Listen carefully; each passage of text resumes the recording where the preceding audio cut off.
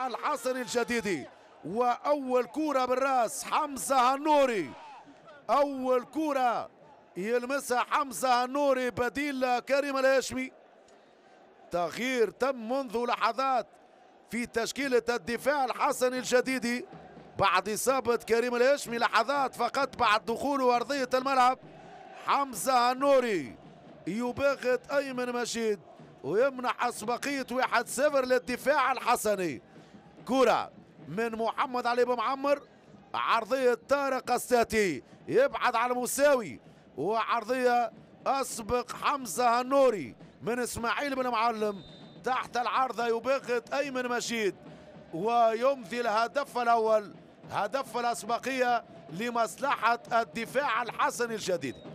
قلت سيطرة على هذا الشوط الثاني وما كان ينقصه إلا التجسيم والتهديف، وهو ما فعله هنوري في دقيقة 85 أو دقيقة 84.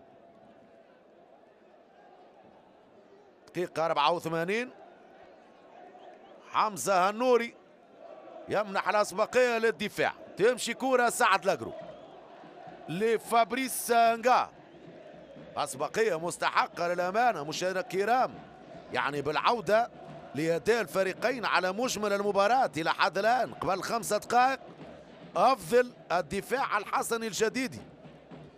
تونغارا جيش الملكي على ملعبه وأمام جماهيره لم يهدد مرمى محمد اليوسفي بأي محاولة طيلة 85 دقيقة كاملة، ما شاهدنا حتى خطورة.